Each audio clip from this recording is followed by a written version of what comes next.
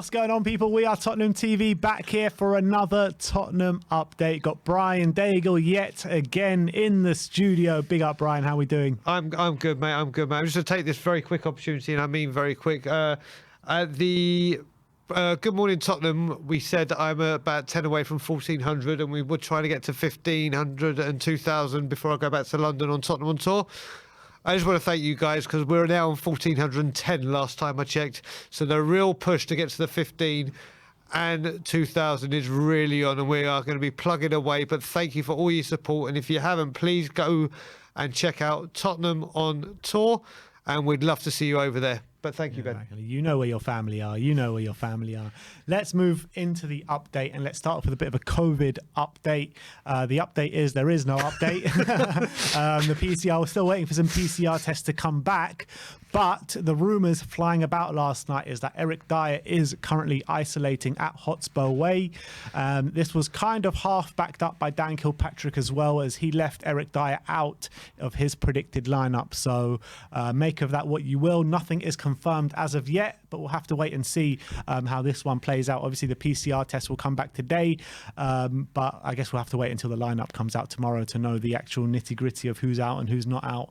But let's move on. A report from the Evening Standard say that Matt Doherty will be allowed to leave Spurs this January, whilst the club are also open to offers for Steven Bergwijn, Dele Alli and Joe Rodon. So how do you feel about that?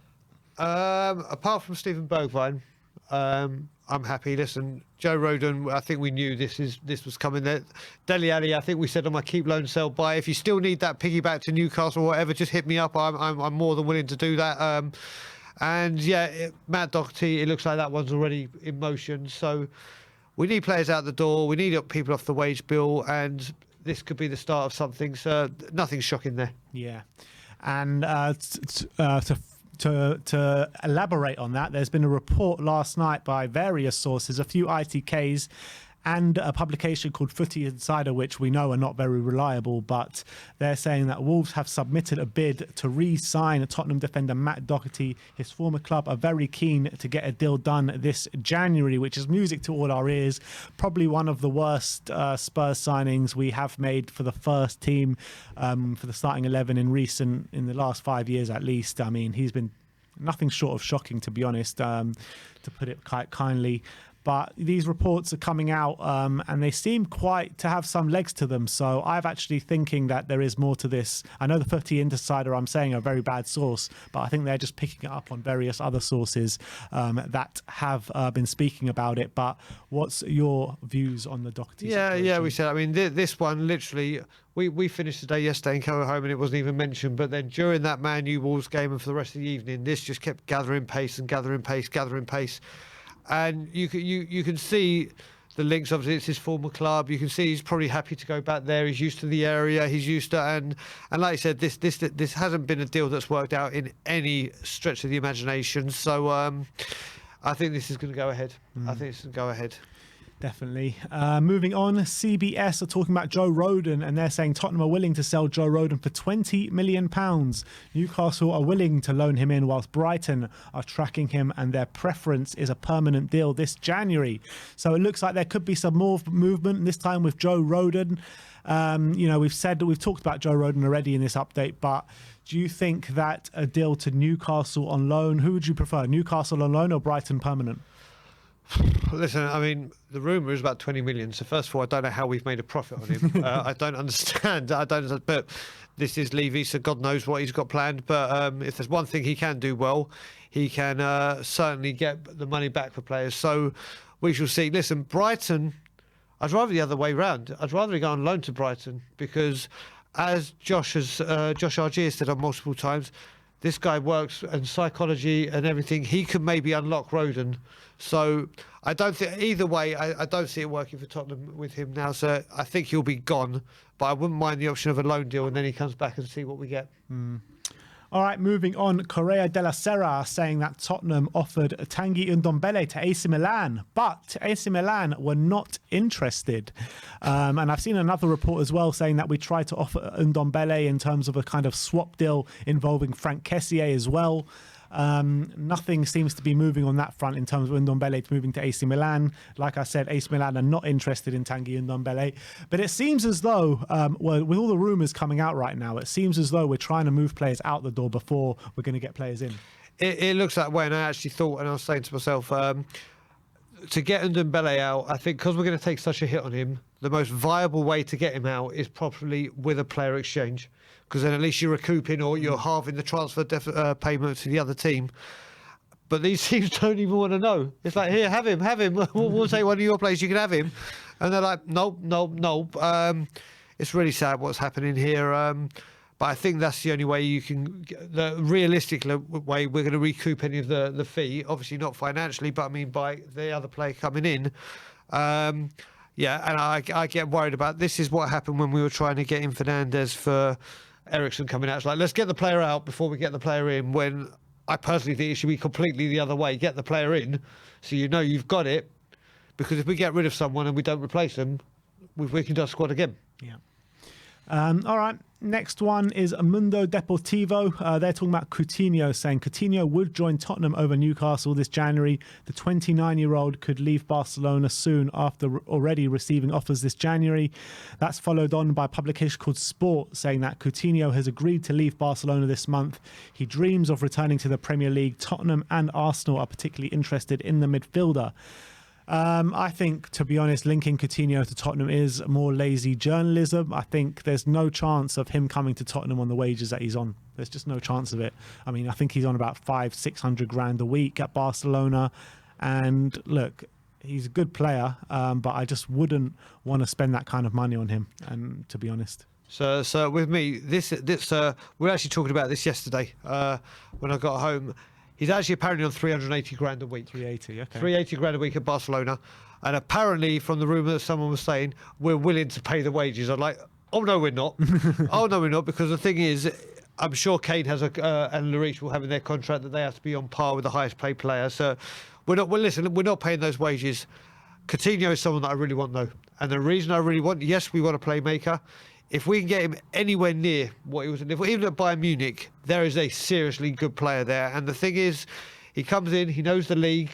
Don't get me wrong, I don't want him. He's not my number one target, but if he comes in, I wouldn't be disappointed in the slightest. The thing is, I don't fancy him. I don't fancy him whatsoever, because even when he was at Liverpool, yes, he had some outstanding displays, scored some outstanding goals for Liverpool. First of all, look how Liverpool kicked on after he left. Yep. First of all, it wasn't detrimental to him leaving to them whatsoever. And second of all, I just felt like even when he was at Liverpool, just way too inconsistent for me. I mean, yes, when they left, they didn't really they flourished, but they flourished because they used that money wisely to bring in the best goalkeeper and the best defender in the world. Look, if people are saying he could be either a loan with an option, not obligation, or at one point I heard he was available for a tenth of the price, which probably set a certain person's eyes. You won't accept this tenth of the wages, though, will you? No, this is the thing. I mean, this is where whether Barcelona help out or contribute to it. But if you can get Coutinho for 14.5 million, you sign him, his value, all right, doesn't rocket up to what it was at Liverpool, but £14.5 million punt. The thing is, if you sign Coutinho for that price, fine, yeah, fair enough, it's a great price for him. But if it doesn't go well, then you're lumbered with him. You know what I mean? So I think that kind of a Ndombele. Exactly. I think it could work the same way as that. If it doesn't work out, then who's going to go and buy him? Who's going to go buy him with the wages that he's on and the wages that he wants?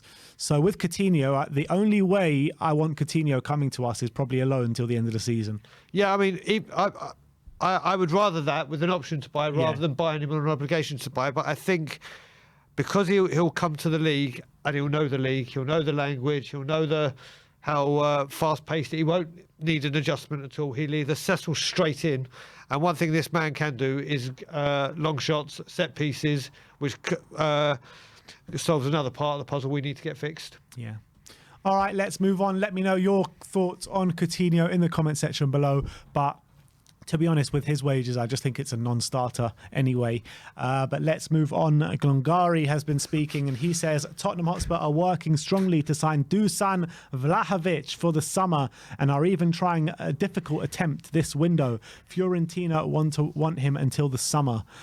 Do you think... Well, tell me what you think. So this is either, like you just said before, one of the most laziest pieces of journalism ever, or Tottenham doing their normal thing, because yesterday he came out with his own quotes saying, I want to help Fiorentina get into Europe. I'm not leaving in January. And then all of a sudden, we're trying to make a move happen in January. So that's either Daniel Levy's heard that he's not coming, okay, let's make it look like we're making tracks for him, or journalists are just writing the most stupidest thing. Like I said to you before, I'm going to write an article tomorrow that says Stevie Wonder signed by Williams to test drive Formula One car. That's how pointless this kind of media. It's like, what is the point?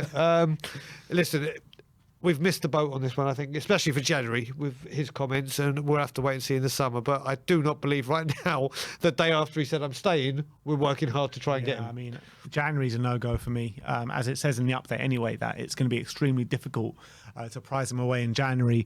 If we can get a bid accepted for the summer, then, I mean, it would be a highly impressive coup. It really would be. But I have my reservations massively about it, because by the time the summer comes along, well, even if he was to leave in January, you know, you're going to have top clubs after him. We said in the update yesterday, there's a lack of big strikers around of top quality, and there's a big pile of clubs waiting to sign strikers at the moment. Yep, and I mean, obviously, we all know that this certain player is on the edge of on the tip of everyone's tongue, not just us. I'm sure within the club.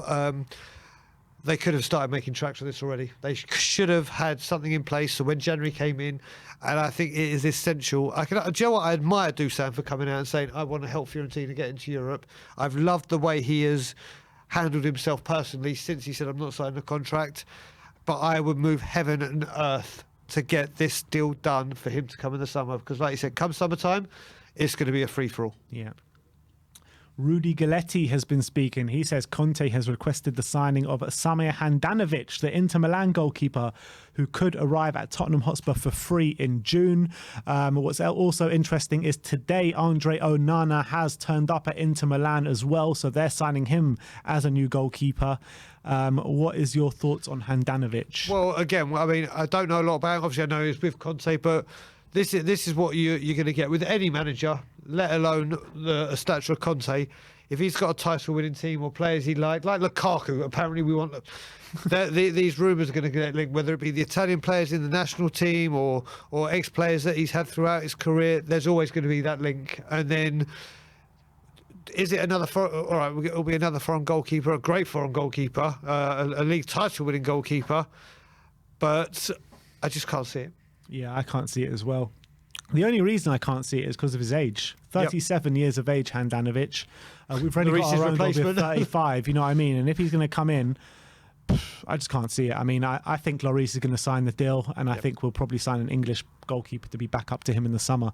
So I don't think this one has any legs. Last but not least, the Puskas Award final 3 have been announced, and that is Patrick Schick, goal from the halfway line in the Euros, Taremi's goal in the Champions League bicycle kick against Chelsea, and Lamela's beautiful Rabona, which meant absolutely nothing at the Emirates. And yeah, another year, another Puskas Award, another finalist we've got. And what 3 goals to talk about. I mean, I don't know if you remember the 3 goals, but the Schick goal in the Euros, that goal from the halfway line in that first week. Yep, I remember, obviously, Lamela's goal and that goal. I can't remember the bicycle kick one, but that I remember watching that in Toronto. I remember as soon as that ball left his foot. It's kind of like the Harry Kane one against Juventus, similar kind of position. It's a great goal. And he's bang on form, Schick. As much as I'd love Lamela to win it, I think Schick's going to get it. I think he's going to win it. I think Lamela's going to do it, actually, because it's just such a out of ordinary goal. You know what I mean? I know Schick's one as well. He takes a shot from the halfway line, but the skill that Lamela needs to put that in through someone's legs as well. Yeah, I mean the nutmeg on it, and obviously the actual rivalry of that game. I mean, 2 Puskas in 2 years, you'll never sing that. Let's hope we can do that. But yeah, it's a wonderful goal. Even Ian Wright, when I was flying over here, I watched on the plane, they had like Premier League best goals of the season. Ian Wright was doing it. He said, as much as it pains me to say it, that was the best goal of the season. And he goes, thankfully, it didn't mean anything, like you said. But the goal technically is fantastic. But I just think because it was the Euros and the halfway line, I think Schick's going to take it. In terms of Patrick Schick, obviously having a great season for Leverkusen this season, would you take him as an alternative to maybe a Dusan? Yes. You would. Strike. Well, listen, we need a competition. We need competition for Kane. There's a couple of people, I can't remember who in our community, but has been banging on about this guy for a long, long time. The first time I saw him properly was at the Euros. He did very well there. He's doing very well in the Bundesliga. Yeah. He looks a talent, and if you can't get him, he is a serious viable option for me. All right. Well, that is your Tottenham update today. Let me know in the comment section below your thoughts around all the news stories we have brought to you today. Big day tomorrow. First leg of the Carabao Cup semi-final at Stamford Bridge. Me and Brian will be in the ground bringing you all the latest from inside the stadium. You can have a watch along here as well with Sai and Stelios in the studio.